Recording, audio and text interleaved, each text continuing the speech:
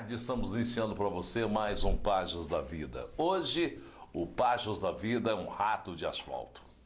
Pelo nome é Roberto de Souza Borges, mais conhecido como Beto Borges, carioca, radicado há 12 anos em São João del Rei, professor de educação física, fisioterapeuta, cantor, compositor e escritor espírita, o nosso entrevistado de hoje. Muito boa tarde, é um prazer recebê-lo aqui, Beto. Boa tarde, o prazer é todo meu. Você é natural do Rio de Janeiro? Sou, nasci em Bangu. Bangu.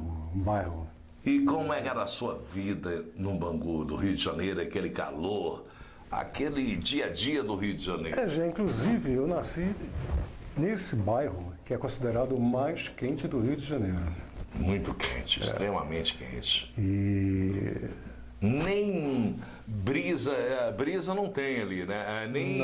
Não, porque é como se fosse uma bacia, né? Cercado por montanhas. Montanhas. Então acaba aquecendo mais ainda, o vento não corre. E como é que era viver nesse calor? A gente, quando é pequenininho, a gente não fica pelado. Se ajeita, né? Se ajeita, a gente não... Quando a gente vai ficando mais velho, igual o Ayrton, aí é uma coisa mais complicada. Até a nossa idade, assim, não, né? Mas quando já chega a idade do Ayrton, já complica.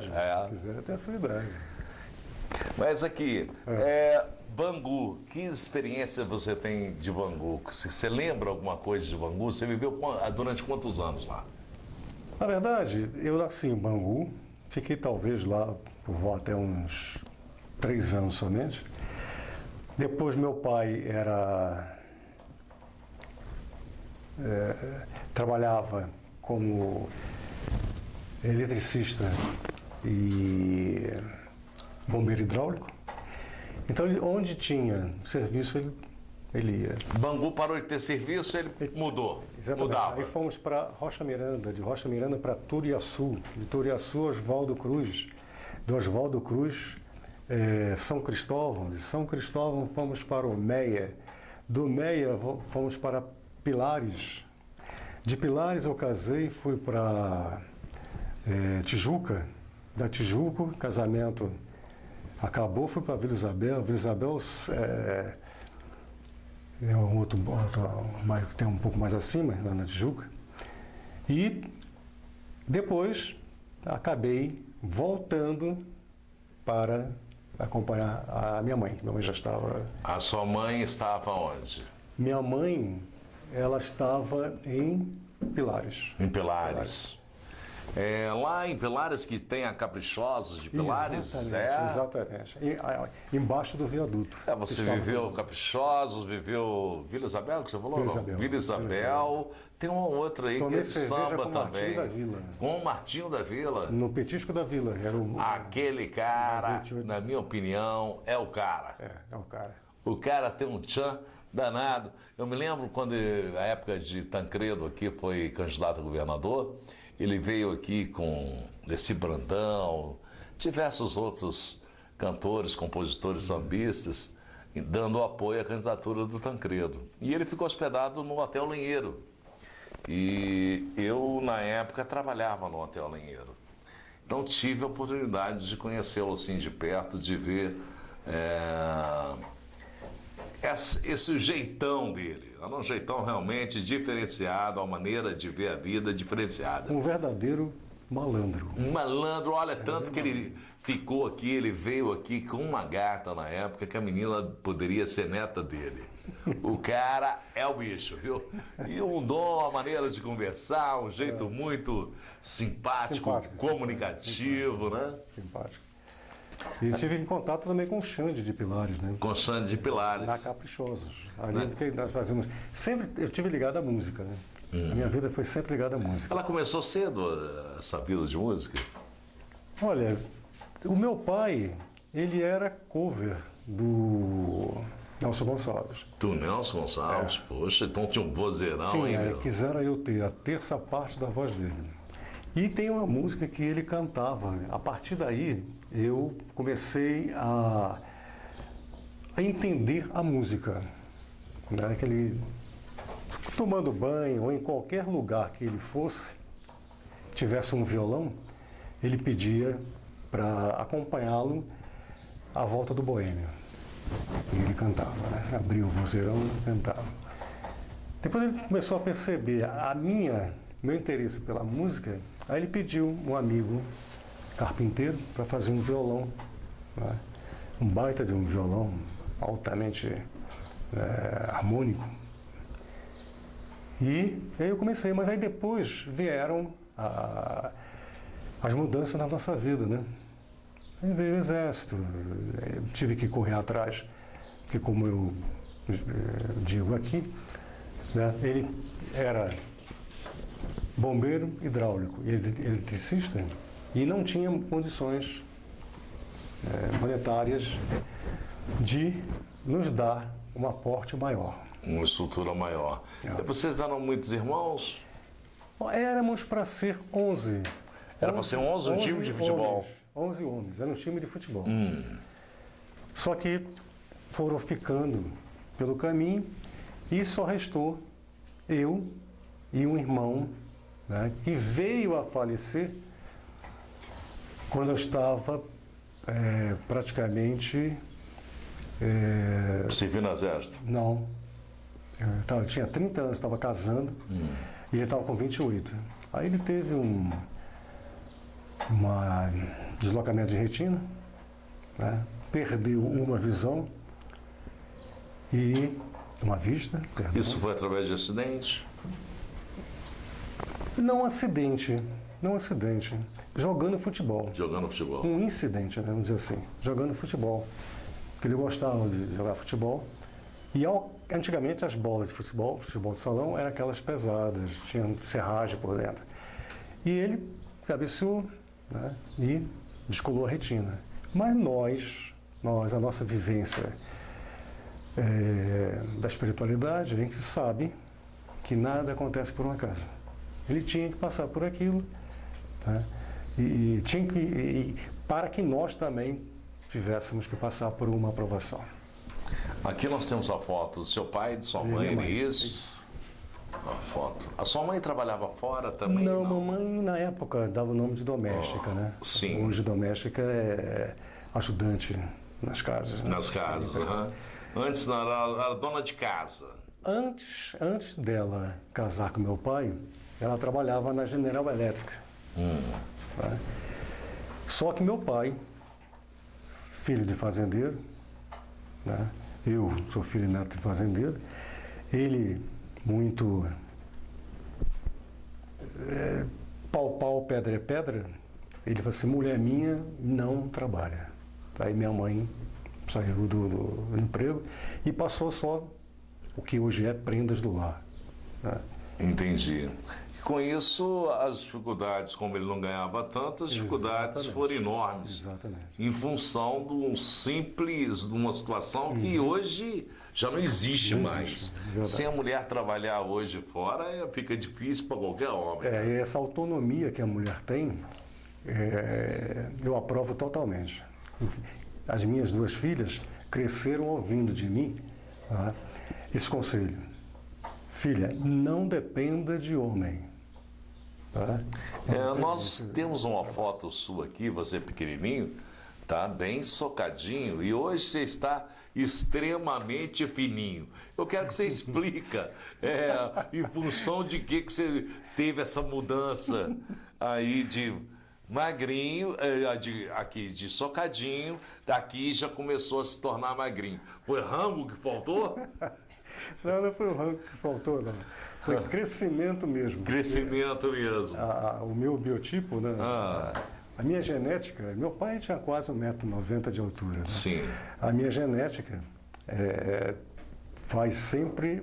As minhas crias, né? Meus filhos, as minhas filhas são da minha altura. Meu garoto tem 11 anos, está parecendo com um corpo de 13, 14. A sua menina está com quantos anos? A mais velha está com 37. 37 anos? 37 anos.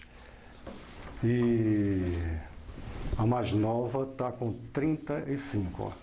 Olha, muito bonita. Aqui, ó. A Roberta e a Fernanda. A Roberta mais velha. Mais E velha. a Fernanda, que está aí, é mais nova. Mais nova. Essa é minha neta. Olha aqui, já é vovô, que bacana, hein? Qual que é o nome da sua neta? Júlia? Júlia.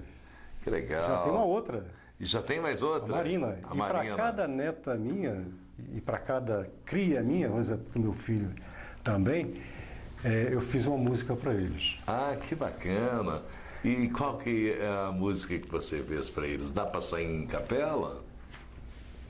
Eu não teria aqui, porque são tantas letras. São tantas tantas letras, né? É muita coisa. Não. A gente põe depois, tá gravado Tá, no tá gravado, CD tá gravado, seu? tá gravado. A gente põe aí pra gente poder ouvir, né? Então, essa magreza vem em função da genética. Da Né? genética. E um outro fator também ligado à genética. Eu posso me relacionar com mulheres baixas, mas eu sempre faço filhos grandes, faço filhos altos. Isso é perigoso até, né? Torna-se até perigoso porque com esse negócio hoje tem negócio de inseminação, Inseminação né? artificial. Artificial, é perigoso esses grupos ficar de olho em você aí para colocar um padrão de altura nesse Brasil. Aí vai ficar complicado, porque aí tem bem baixinho, bem pequenininho, deve ter 1,30 m, 1,40 m. Né? Aí vai ficar isso? tudo Que grandão, isso? vai ficar complicado. Não tem. Mas você com 15 anos de idade, seu pai te presenteou com, Isso, com com violão. aquele violão Violão. feito por um carpinteiro. Isso. Você ainda mantém esse Não, violão? não. Mantém. Porque minha mãe cometeu um grave erro. Violão não se guarda deitado. E minha mãe pegou ele e botou ele em cima do guarda-roupa. Naquele calor de 45 graus na sombra, no Rio de Janeiro, Puxa vida, empenou o violão tudo. empenou. Ele tem que ficar sempre em pé. Sempre em pé. É por isso que agora, recentemente, a Cláudia Moreno teve a oportunidade de tocar, que eu comprei um violão mais ou menos de 1800 e Ayrton, e para dar para minha filha. Só que a minha filha não quis aprender a tocar violão, e esse violão ficou lá. A sorte que eu mantive ele em pé. E há pouco tempo a Cláudia esteve aqui, esteve em São João, eu chamei ela para vir fazer o bate-papo, foi aproveitar e dar Uma canja, porque ela tem uma voz maravilhosa também e fantástica. Aí ela falou, João, tudo bem, só que eu trouxe violão, eu não vim a São João para poder cantar. Eu vim a São João para poder ver amigos e tudo, rever a minha cidade que eu nasci, mas não foi essa a intenção. Eu falei, mas se for problema violão, eu acho que eu tenho um violão. Ela falou, João, tem quantos anos que tem? Eu falei, 1800 e Ayrton. Ela falou, o Ayrton é bem velhinho. Eu falei, Então, acabei conseguindo, trouxe o violão e ela conseguiu dar Afinou? Ela afinou o violão e conseguiu dar um show maravilhoso aqui pra gente. Então, quer dizer, é por isso que eu te perguntei. Mas como aí ela me contou desse detalhe. Eu falei, olha, nem sei de que maneira ele está guardado e aonde está. Eu vou procurar e vou achar. E achei a sorte que estava em pé e funcionou bem. Você serviu o Exército? Servi no GECAM 40, lá no Rio de Janeiro. Fiz sobrevivência na selva, porque por causa da minha altura, fui parar no pelotão de choque, servi em 69, na época da Revolução. O bicho pegava, né? Havia tortura nesse período? Havia, mas que nós não participávamos da tortura. Nós sabíamos, né? Foi uma história negra no Brasil, né? Foi uma história deprimente no Brasil, causada pela ditadura. Como tudo na vida, tem a parte boa e tem a parte ruim. A ditadura deixou alguma coisa boa? Deixou. Mas, de um modo geral, no todo, acho que deixou muito mais sequelas do que soluções. Nós sabíamos, né, de colegas que eram levados naqueles aviões Búfalo, né, e jogados na Amazônia. E Você serviu sempre no Rio de Janeiro? Servi no Rio de Janeiro. Nunca foi transferida para outro setor, não? Você ficou só durante um ano ou... Eu fiquei durante 1 ano e 2 meses. 2 meses. Você não quis a sequência militar? Até fui convidado pelo comandante, pelo fato de eu ter... Tem até uma foto minha aqui, recebendo uma medalha. Ele ia ser ajudante de ordem do Médici e eu seria se não falha a memória, Médici.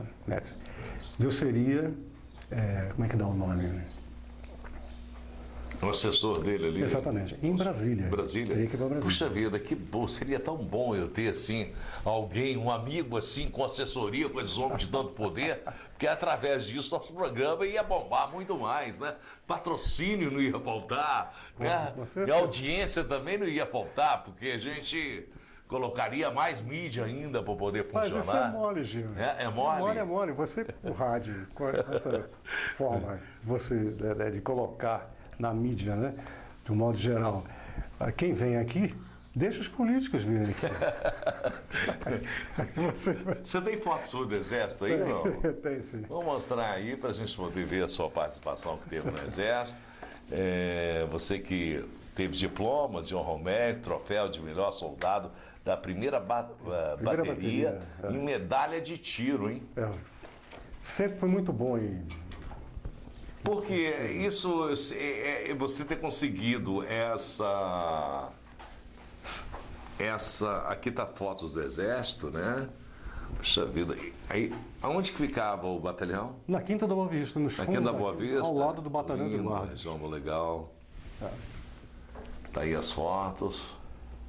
Em 1969, hein? 69.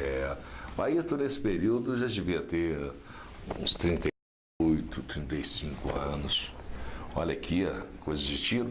Isso, o tiro, você aprendeu a tirar, foi no Exército ou foi antes? Antes. Por quê? Meu pai, por ter sido convidado, como eu disse anteriormente, ele trabalhava como eletricista e bombeiro hidráulico. Foi trabalhar na casa de um suíço. E o suíço gostou muito dele e convidou ele para ir morar, né, lá na gráfica, na litografia Tucano, que pertencia a esse suíço. Aí meu pai falou assim, olha, mas eu sou casado, eu tenho 2 filhos. 2 filhos, né? Isso não tem problema não, seu Borges. Traz a sua família, eu vou montar uma kitnet no 4º andar da litografia Tucano e o senhor reside com a sua família. Tá? Então, sempre que havia uma oportunidade, ele, por ter a prioridade pela função dele de usar a arma, ele tinha uma MAB francesa, 765. E ele, sempre que podia, levava a gente lá para um terreno baldio e meu irmão não gostava. Mas eu sempre gostei, tanto é que isso já é uma outra história. Mas tanto é que ele botava a arma na minha mão e te ensinava a tirar. Tá? Aí você treinava sempre? Treinava sempre. Acabou ficando bom. Treinando é que as coisas acontecem. Com certeza. E quando eu cheguei no Exército, quando os colegas tinham receio de pegar na arma, eu nunca tive receio de atirar. E fui aprimorando, né, porque na época, em 69, a gente era obrigado a aprender a atirar. Porque a qualquer momento nós íamos para a rua para fazer, chamava anti-guerrilha de rua, né? A gente ia para a rua. E ganhei medalha de tiro no Exército.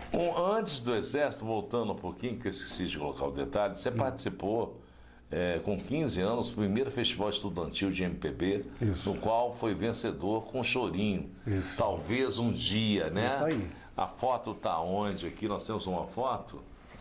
Você fazia uma dupla, isso? Era uma dupla? Não, você nesse e ela, momento, era composição sua, ela composição cantava? minha, ela fazia a segunda voz. Fazia a segunda voz. Segunda voz.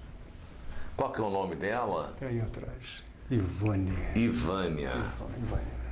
E ela continua cantando? Não sei. Confesso, Jean, que eu não teve mais contato? Não tive contato mais com E como é que surgiu essa possibilidade de vocês você colocar essa música no festival e foi a primeira vez que você participou do festival diretamente com essa idade, ganhar também o festival? No colégio, no segundo grau, que agora antigamente era científico. Científico, segundo grau. Tinha um professor de música que ele, durante as aulas de música, ele começou a perceber que eu tinha uma tendência para música. Aí eu falei assim, ô, Roberto, por que você não procura faz uma música? Você acredita que de uma forma muito rápida, em questão de uma semana, eu produzi essa música. E como é que surge essa composição? Em função de quê? Se talvez um dia, em função das suas experiências naturais de vida? Com certeza. Sobre isso. Qualquer música que se faça, existe sempre uma razão, existe sempre um motivo. Tá? E nós, românticos, nós temos um motivo muito maior para fazer uma música, que é a mulher. Então, todo relacionamento que nós temos, né, uma marca fica, ou boa, ou não tão boa assim. E essas marcas a gente desenvolve em textos, em poemas, em poesias, e depois a gente coloca a música. Então é em função das experiências. Exatamente. Eu fiz uma música uma vez, e infelizmente a Globo, essas emissoras não deram tanta força, e a música era assim: o Jean foi xingado, Helene que xingou, o Jean já chorou. E experiência de vida. Experiência de vida. Bom, a gente vai ao pequeno intervalo, a gente volta com a história aqui do Rato do Asfalto, Beto Lopes, cantor, compositor, Beto Borges. De onde que eu tirei Lopes? Deve ter sido de outra encarnação, viu? Possivelmente. Pode ter sido. O Rato do Asfalto, Beto Borges, cantor, compositor, fisioterapeuta, escritor espírita. A gente volta já. Pois bem, o Páginas de volta, Páginas da Vida de volta, hoje com o Rato do Asfalto, o Beto Borges, carioca, radicado há 12 anos em São João del Rei, professor de educação física, fisioterapeuta, cantor, compositor, escritor, espiritualista. Voltando ainda à sua época de Rio de Janeiro, tem muitas fotos aqui, muitas histórias. Essa aqui qual é? Eu fui inspetor de alunos no colégio Botafogo, Colégio Andres. Você trabalhou durante quanto tempo como inspetor de aluno? Eu trabalhei 2 anos como inspetor. Qual que é a função do inspetor de alunos? Muito mais direcionar o aluno para a sala de aula, para informar o professor que faltou, e disciplina, né? Do pátio. Dentro do pátio, os problemáticos que acontecia, você que tinha que tomar conta. Exatamente, essa é a turma que eu tomava conta lá. Essa aqui é a turma que você tomava conta? Tomava conta. Isso em que ano? 1971. A gente nota pela maneira de vestir do pessoal, né, cara? Diferente, né? A gente podia, se você me permite, a gente podia dar um pequeno cascudo no aluno, que o pai vinha agradecer a gente. Ele vinha agradecer. Obrigado por ter feito uma coisa que eu não tive coragem. Hoje, se aumentar a voz para uma criança, um aborrecente da vida, nós somos processados.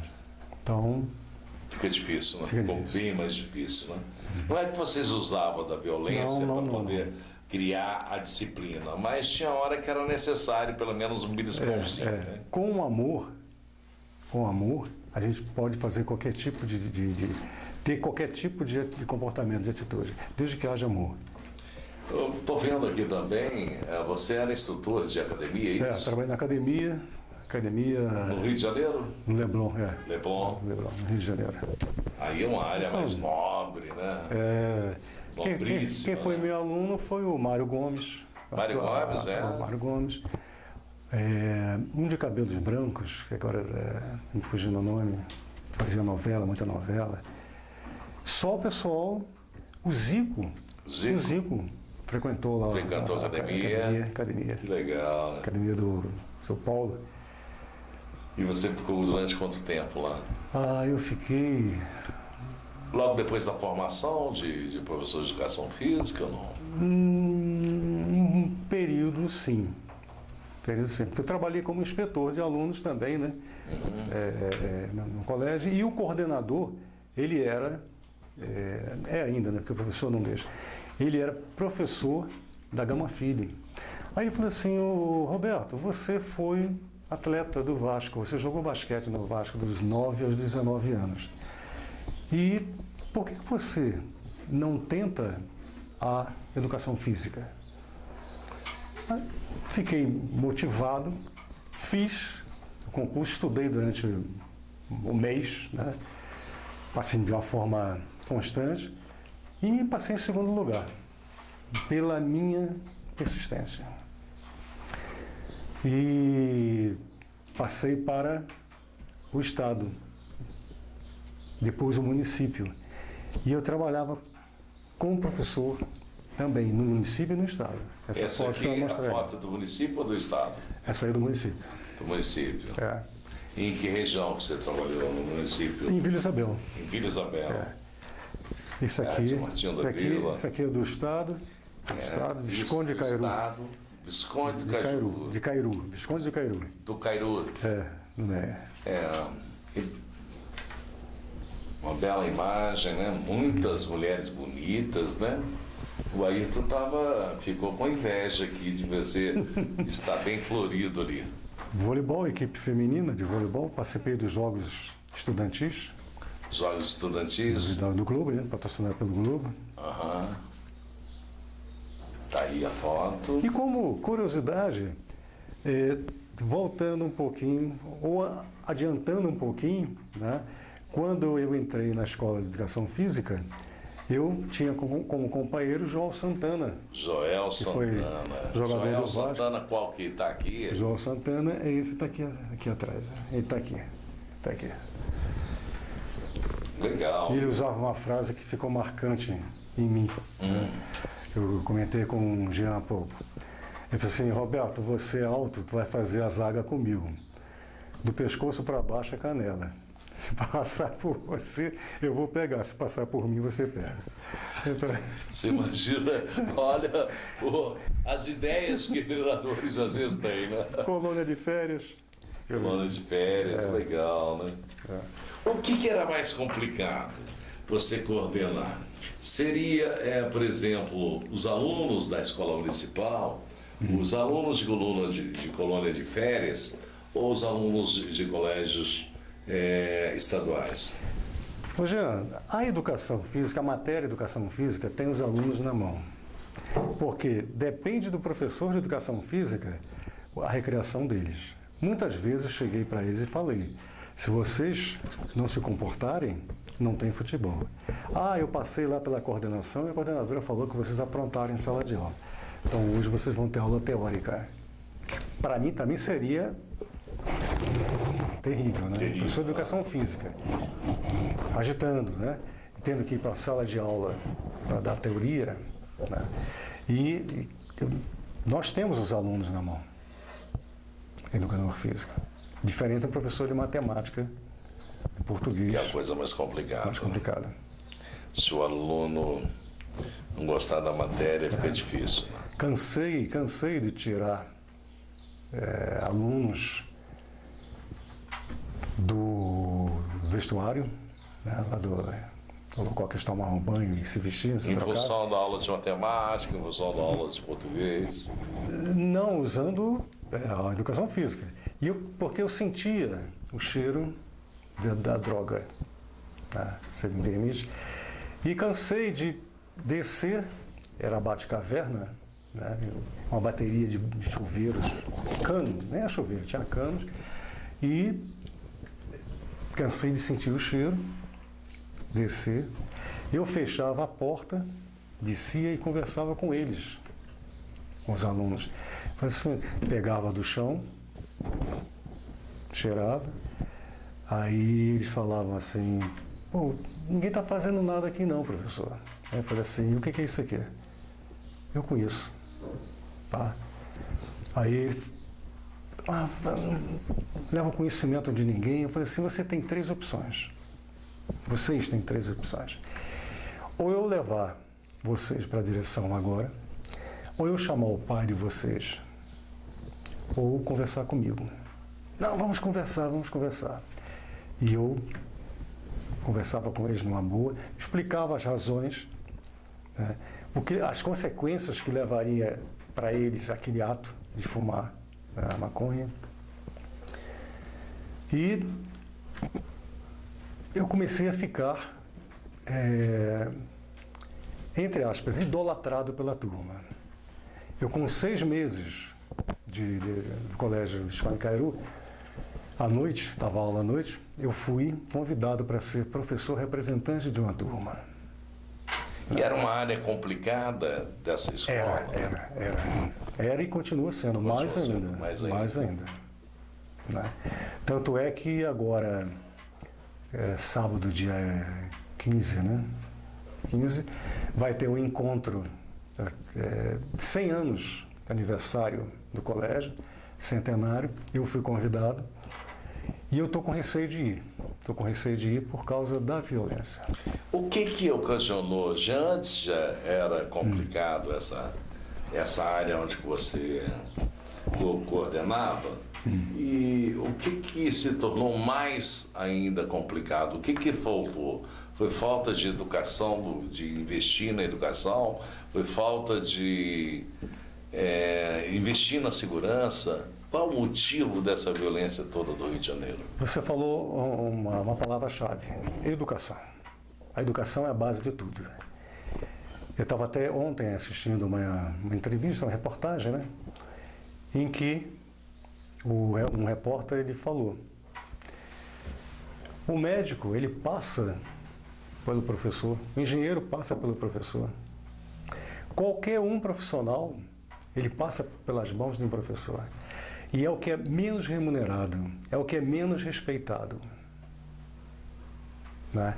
Anteontem mesmo eu abri o celular, não sou muito fã do Facebook, né? Por causa da época de política, então é muita... Né? É muita zoeira. Muita zoeira. E eu vi, apareceu uma cena de uma professora pegando o livro e um aluno dando tapa nela. Aquilo me revoltou. Me revoltou e me fez lembrar um fato, se você me permite. Pode. Eu desci, eu estava no ginásio, eu desci para pegar um documento lá na direção. Desci, no segundo andar, do segundo para o primeiro, uma inspetora sentada, ela de óculos fundo de garrafa, uma aluna apontando uma arma para a cabeça dela. Só que eu percebi que a arma era made in Paraguai. Mas eu não comentei nada. E na época eu andava armado. Aí eu subi, fui à direção, pessoal, manda a turma masculina toda para o ginásio. Mas que isso, Roberto? O que houve, professor? Deixa comigo. Manda para o ginásio. As meninas, o que eu faço com as meninas? Bate um papo com elas aí. Vou bater um papo com eles lá em cima. Aí juntei a turma, a galera, né? Falei assim: olha, eu desci, eu vi isso e isso. Tá? Só que, na época a gente podia fazer isso. Como eu andava armado, eu abri a bolsa, peguei o meu, eu mostrei. Só que o meu não é de mentira, o meu é de verdade. Aí eu tirei a munição, né? O meu é de verdade. Aí eles ficaram assim. O que, né, fez esse ato impensado? Né? Quando eu recoloquei a munição no tambor, ele falou assim: Roberto, tá faltando uma bala aí. Eu falei: sabe por que está faltando uma bala? Porque se eu tiver que descer, apontar para um aluno que está apontando para uma inspetora, para a diretora ou para uma aluna, eu vou ter 3 segundos para pensar se vale a pena atirar. Porque vai estar vazio, o tambor vai estar vazio, então vai picotar. Aquilo também fez com que eu ficasse respeitado dentro da escola. E quando existia qualquer tipo de trote, quem ia à frente era eu. Na mesma hora a turma. Por quê? Eu não levava ninguém para a direção, Não conversava com pai nenhum, eu conversava tete a tete com o aluno. E isso é respeito. Por isso, voltando àquele questionamento, a educação. O professor de educação física é um educador também. Né? E ele tem o direito, né, de chegar para uma turma e fazer o que eu fiz. Isso é educação. Isso é educação. Mas, infelizmente, né, atualmente eu sou apolítico, mas eu posso falar aqui, né, de coração aberto, que para os políticos, o cidadão marionete é fácil dele dominar. O povo, com educação que eu digo, porque a educação... Com formação. Vem da família. A educação da família é aquela que, né, é o bom dia, o boa tarde, o obrigado, por favor, que o aluno hoje em dia, a juventude não tem isso. Né? Mas eu digo a outra educação. A formação cultural. A formação cultural, a formação moral, a formação moral própria. Profissional. Não... Ele não tem interesse disso. Não tem. Porque fica mais difícil dele negociar. E, Jean, tem um detalhe. Em 100 anos, a humanidade evoluiu muito. Há 100 anos atrás, tinha muita gente andando a cavalo. As coisas estão surgindo assim, né? Muito rápido. Questão de segundos. Principalmente nos últimos 10 anos. Exatamente. Só tem um detalhe. Em questão de moral, o homem ainda está na idade da pedra. Da própria educação dentro do Brasil também, da saúde também. Pedra lascada, não é pedra polida, não. Pedra lascada. Que você vê. Em termos de esporte, já que eu sou professor de educação física, em termos de esporte, o que chama a atenção dentro da televisão do esporte? Será a violência? Assiste um jogo de futebol. 90% do tempo, futebol é caído no chão. O que é o MMA? O que é o MMA? Se fazia isso em Roma, lá atrás, nos circos. O homem continua fazendo. Evoluiu? Moralmente não evoluiu. Infelizmente. Né? Infelizmente. Você formou também em fisioterapia. Exatamente. E foi um dos momentos mais marcantes também da minha vida, por tratar do outro lado. Como educador físico, eu trato dos teoricamente saudável. E como fisioterapeuta, eu trato do teoricamente... E a sensação que é de cuidar? Grandiosa. E eu tenho por norma, né, colocar amor em tudo que eu faço. Esse trabalho que você está mostrando aqui são trabalhos do Rio de Janeiro ou daqui? Do Rio de Janeiro. Rio de Janeiro. Em Botafogo, numa clínica em Botafogo. Trabalhando com crianças síndrome de Down, né? Síndrome de Down. Esse aqui teve um TC, um traumatismo craniano. E a recuperação através de um fisioterapeuta é notável, né? É notável, e eu posso até acrescentar mais um detalhe, né? Fundamental. Eu nunca estive sozinho. Nós nunca estamos sozinhos. Esse aqui são os seus companheiros da clínica? Da clínica, a equipe. Então, pelo fato de nós não estarmos sozinhos, tá? Nós temos como companhia aquele que nos ajuda nos momentos de dificuldade. Tratar de um semelhante que não consegue andar, um semelhante que não consegue falar, um semelhante que não consegue se locomover, quando a gente, depois de um mês, que a gente atira o paciente da cama, que ele começa a caminhar, a gente se lembra que não trabalhou sozinho. A gente tem esse aporte, né, espiritual que ajuda ao tratamento, à evolução do tratamento. E essa evolução a gente vai acompanhar daqui a pouquinho. A gente vai no intervalo, a gente volta já. Voltamos com Páginas da Vida hoje com o Rato do Asfalto, Beto Borges, carioca, radicado há 12 anos em São João del Rei, professor de educação física, fisioterapeuta, cantor, compositor, escritor espírita. O Rato do Asfalto, por que do Rato do Asfalto? Explica pra gente. Eu sempre gostei muito de viajar, né? Sempre. E não perdi a chance de botar a barraca no carro, easy rider, sem destino, deixava, né, o destino me levar, e ia para onde o carro mandava. Então foi a Bahia, foi muitos lugares, né? E a rapaziada começou a me chamar então de Rato de Asfalto. Eu gostava de viajar. Além disso, churrasco é parte da sua vida, Isso, né? todo lugarzinho que eu vou, eu queimo uma carnezinha. Tem também sempre um futebol. Com certeza. E tem também sempre um samba. Samba. Fui diretor de um bloco lá no Rio de Janeiro. Qual bloco que você foi diretor lá? Saideira do Meia. Saideira do Meia. Para acampar onde? Acampei em vários lugares. Vários lugares. No Rio de Janeiro, Araruama, região dos Lagos. Parracha. Surf também, é? Não, Isso aqui é só para impressionar. É só para impressionar, né? Agora, a presença de mulheres bonitas. Com certeza, isso na Bahia. Isso também faz parte do Rato de Asfalto. Faz parte. Agora aqui pegou, hein? Não tem mulher também. Achei que só tinha homem. Eu fiquei meio preocupado.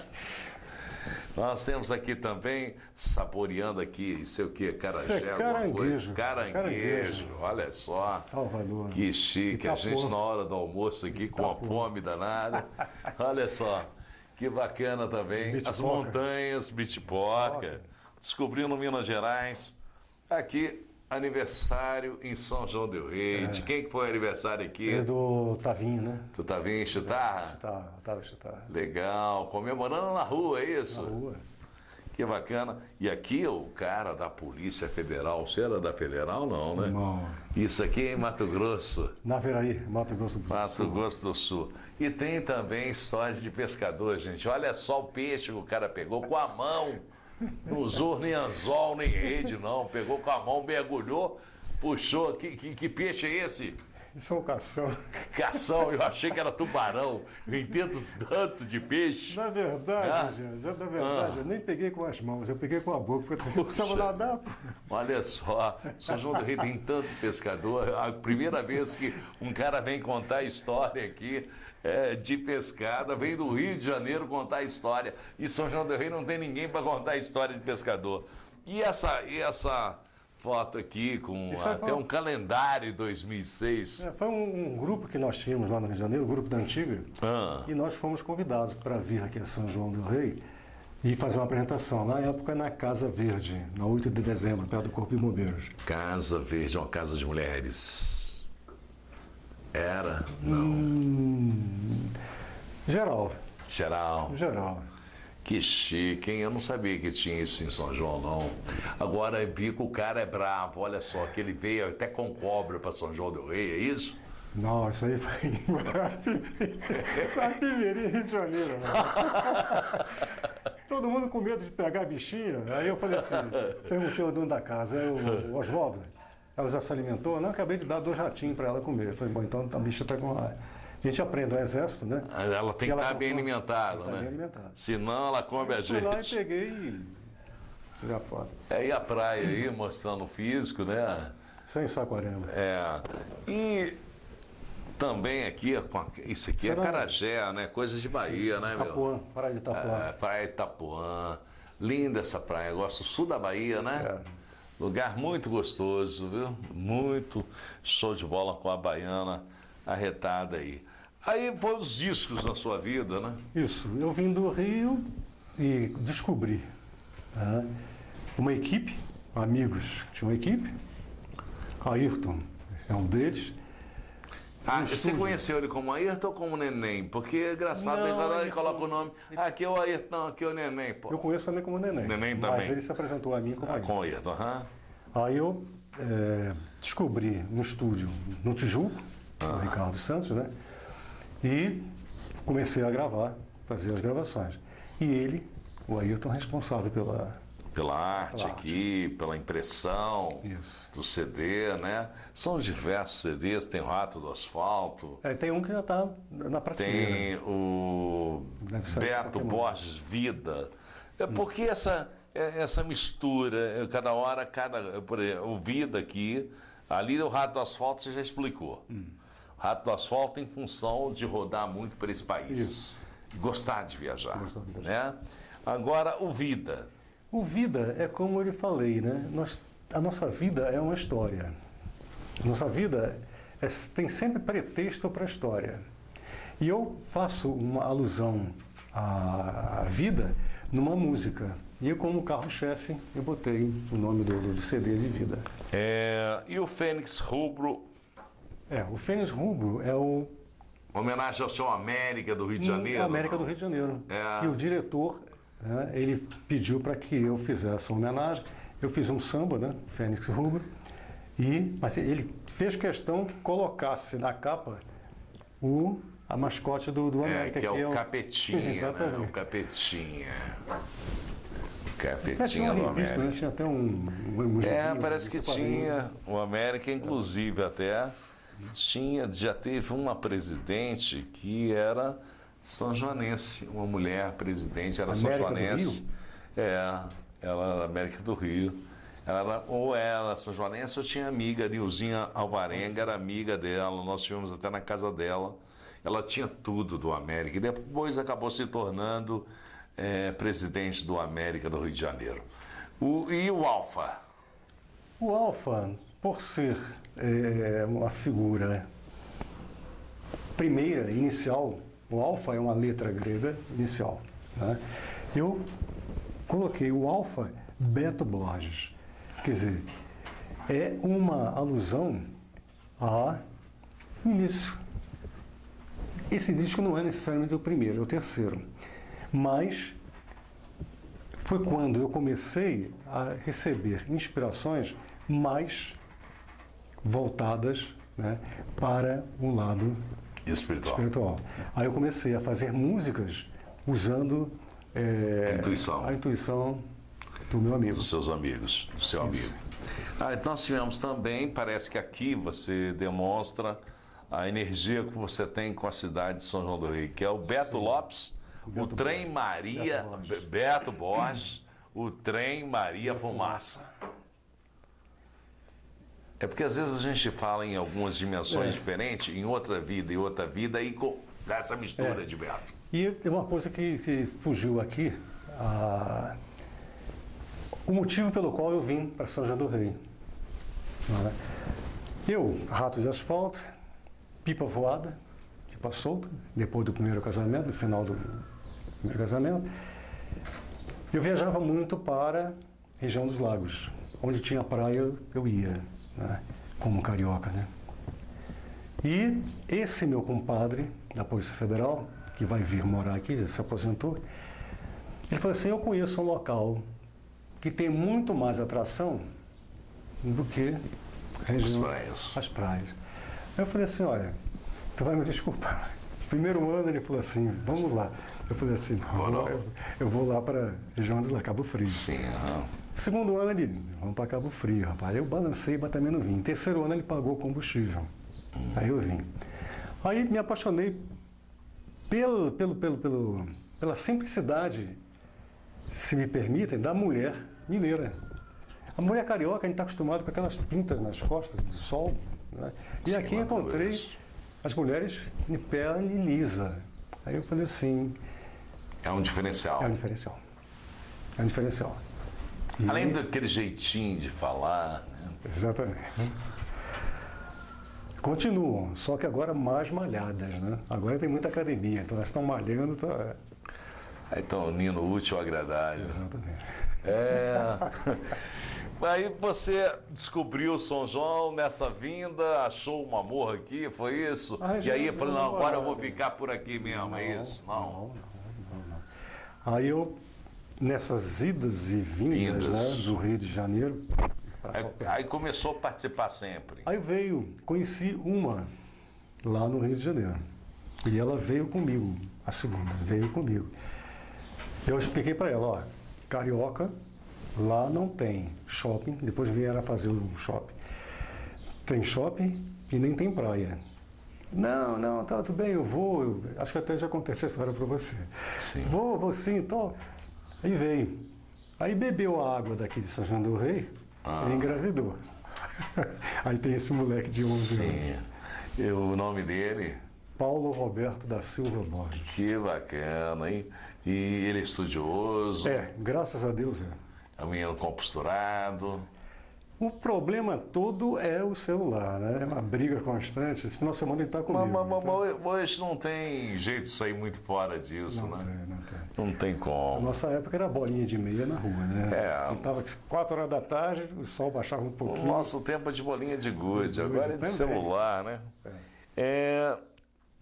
Hoje, como é que é a sua vida em São João del Rei? Você desenvolve trabalho de fisioterapia, desenvolve trabalho de educação física? não. Ou você aposentou, tá Eu light? estou aposentado, não tão light assim, né? Porque esse trabalho... Eu sei, isso te acarreta muita coisa, a música e também o trabalho do livro, né? O Aná, O Aná. Iluminando Almas Sombrias. O Aná é o nome que os índios dão para o vagalume. Tá? Como esse livro está tentando iluminar almas sombrias, almas que ainda precisam de um certo aviso, né? Talvez seja o meu aqui, né? Que eu vou ler esse livro e com certeza vou achar meu espaço. Espero que você goste. Que assim E seja. se puder, né, divulgar, e eu vou gostar da tua resposta. Com certeza, eu vou. Esse é o terceiro, né? Esse é o terceiro. E, por exemplo, o espírito do irmão Heitor te acompanha sempre?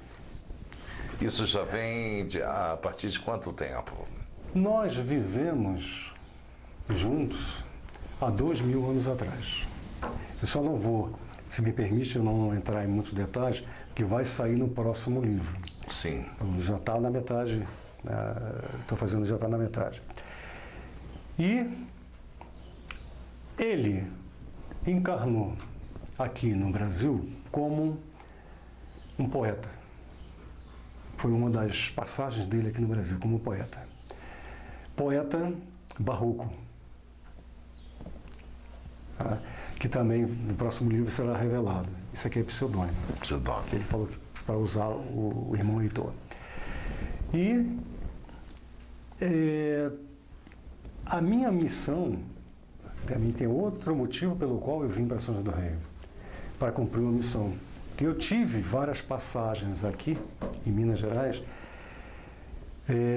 que fizeram com que eu aprendesse através da dor. Que nós temos dois caminhos de aprendizado, né? Ou através do amor, ou através da dor. Então, por isso que nós estamos sempre vindo, estamos indo e voltando. É obrigado a aprender as coisas com dor? Não necessariamente. Por que existe tanta dor no mundo? É uma boa pergunta. A dor, nesse planeta, por ser um planeta de expiação, de provas, expiações, provas para nós mesmos. Tá? A minha vinda aqui é uma prova. É uma prova para que eu fique à frente. Tá? Estou nervoso? Estou nervoso. Vivi à frente de várias, né, pessoas. Você teve diversas experiências com assim, muita gente, diferenciadas. Mas o meu espírito é assim. Meu espírito, ele é mais reservado. Agora, porque, como eu falei antes, eu já tive algumas passagens aqui em Minas Gerais não tão agradáveis assim. Não sei se Tem a sua permissão para... Lógico. Eu fui negro, fui escravo, eu fui capitão do mato, né? Então... Você viveu diversas situações de vida até se tornar um professor? Até me tornar, e não estou ainda totalmente polido. Ainda tenho muita coisa a ser melhorar. a melhorar. Acho que todo mundo, Todos nós. Por isso é que nós estamos aqui. E nunca é tarde para melhorar, né? Nunca é tarde para melhorar. Nunca é tarde. Tem sempre um... Então, esse livro, ele procura aliar o que ele foi na reencarnação passada, poeta, então ele usa de poesias, poemas e sátiras para dar o conselho. Tem vários tópicos. Se você abrir um tópico aqui, você já vai ver, né, a explicação que ele dá. Deixa eu ver se a gente consegue fazer um tópico aqui, abrir um tópico aqui. A árvore da vida. Você falou tanto em vida, olha só a mão que ele abriu. A natureza é a nossa maior escola. Observe-a. Faça como a árvore que, mesmo seguindo sua aventura, cresce e muda a direção para encontrar nas mudanças a melhor forma de evoluir e expandir de forma segura. Zere o ego que existe latente em seu princípio vital, procurando a conexão com o melhor que há em si, ou seja, a responsabilidade de tornar o mundo frugal. Eleve sua consciência para ter um inteiro, pois a ação individual vai alimentar em você as trevas, atingindo assim a escuridão coletiva global em cheio. As desgraças que atingem algumas partes do mundo estão sobejamente ligadas à negatividade de cada indivíduo. Daí, a necessidade de mudar o espírito a cada segundo. O que deixar para amanhã pode levar à derrota. Mude o seu comportamento enquanto há tempo, pois o tempo é dando professor como desbota. Show de bola, hein? Uma grande Então ele faz, orientação. Faz o livro. Nós comentamos sobre esse assunto. Você perguntou. Falamos bastante sobre isso e quando vê, a árvore da vida saiu aqui pra gente. Sei que nada é por acaso. Nada é por acaso. Tudo tem um sentido. Nada é por acaso. Então, voltando a esse nada por um acaso, né, aqui eu encontrei um mentor espiritual que já foi na Amazônia, físico-mor. Em São Paulo, ele foi o cacique Tibiriçá, foi um dos fundadores de São Paulo. Ele, agora como espírito, Dr. Antônio, ele usa o pseudônimo do Dr. Antônio, ele é que abriu, ele é que fez com que eu abrisse os meus olhos para, né, uma determinada linha espírita, tá, que mata a cobra e mostra o pau. Uma linguagem que se usa. Mata a cobra e mostra o pau. Como assim, Roberto? As pessoas fogem muito, vou ser franco, através do preconceito da Umbanda. Foge da Umbanda. Por quê? Tem o preto velho, tem o caboclo, o índio, tem várias entidades. Tá? Os malandros. No meu primeiro livro eu falo sobre o Zé Pilintra da Estrada, que muita gente estereotipa, né? Bota de uma forma errônea a figura dele. Ele foi um faraó da terceira dinastia, ele foi um colecionador de cavalos na Espanha. Só que quando ele chegou no plano espiritual, perguntaram a ele como ele gostaria de voltar para fazer o bem. Ou encarnando, reencarnando, ou como espírito. E deu 3 opções para ele: preto velho, caboclo ou Zé Pilintra. Zé Pilintra. Como ele é, quando encarnado, muito mulherengo, tá? E gosta da boemia, sempre gostou da boemia, né? Das noites, ele falou assim, então, eu prefiro Zé Pilintra. Zé Pilintra da Estrada. E ele, até hoje, tenho contato com ele, e ele ensina cada vez mais que dentro da Umbanda não existe maldade. A maldade está na cabeça do homem em qualquer lugar. Ele pode estar dentro de uma igreja católica, ele pode estar dentro de um templo, qualquer tipo de templo, né? Qualquer tipo de religião, e escutar 5 minutos, 15 minutos, 20 minutos o pastor, o padre, o líder religioso falar para ele não fazer, ele sai do templo e ele faz. Quando, na verdade, todos nós temos que ser na rua que nós somos em casa. A casa de Deus. É uma igreja, é um templo, né, evangélico. A natureza. Natureza é a maior escola. Tem aqui a maior escola que nós temos, aprendemos com a natureza. Os animais nos ensinam.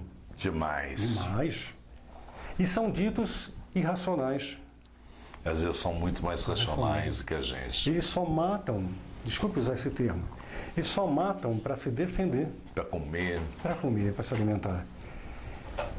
O único animal na face da terra que mata por prazer é o homem. Somente porque ele pensa. Mas se ele usasse o pensamento para o lado positivo, ele não fazia nada disso. Mas só que um pensa negativo, outro pensa negativo. Aí vem a resposta à pergunta que você fez. Por que o mundo está assim? Ter pensamento negativo. Exatamente. Muda esse pensamento. Tem que mudar. Olha, infelizmente nosso programa já está ultrapassando o tempo. Esse livro seu, as pessoas quiserem adquirir, como é que faz para poder adquirir? Tem dele lá naquela Kombi do Fred, que ele vende livros. Kombi do Fred.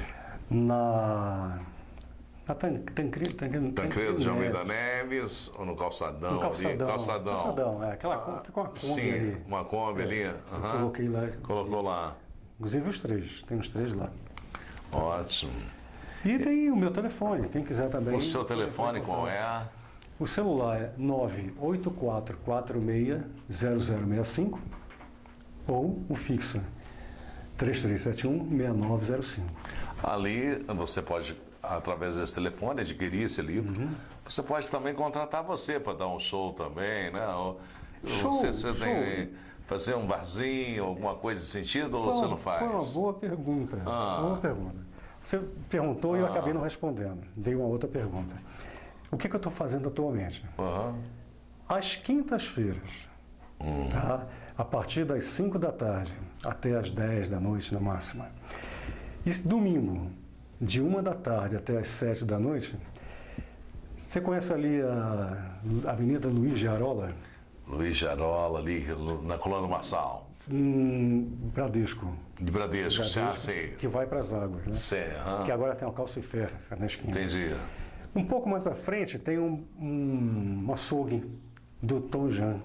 Tom Jan, assim, acho que pequenininho. Nós ficamos ali tocando, cantando, samba, digamos assim, músicas serestas. A gente fica ali. O povo pede, a gente vai. Mas lá tem aquela geladinha, tem a carninha para a galera saborear ali. Tem um açougue na porta de um açougue. Então ele faz aquele coisinha ali e a galera se diverte por ali. Exatamente. Qual que é o nome do açougue e fazer propaganda para ele?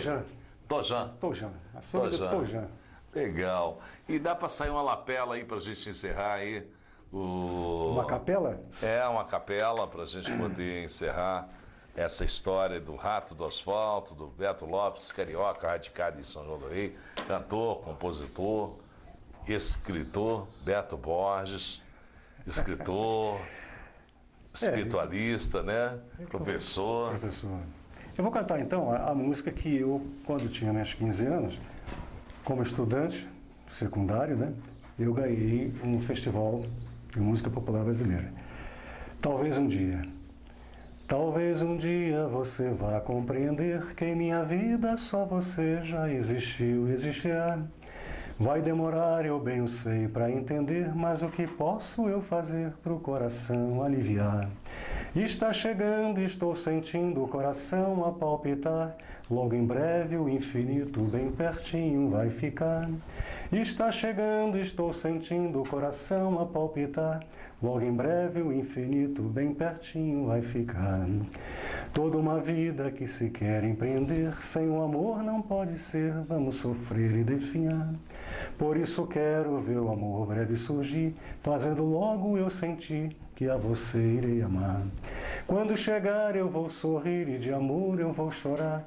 Tudo vai ficar tão lindo, o mundo vai até parar. Quando chegar eu vou sorrir e de amor eu vou chorar. Tudo vai ficar tão lindo, o mundo vai até parar. Tudo com amor. Tudo com amor. A coisa caminha, não é isso? Graças a Deus. Essa é a mensagem do nosso programa de hoje, com essa figura bacana do Beto Borges, radicado em São João del Rei, mas carioca de nascimento, professor de educação física, fisioterapeuta, cantor, compositor e escritor desse livro aqui que vale a pena você acompanhar. Gente, por hoje é só. Tchau, tchau.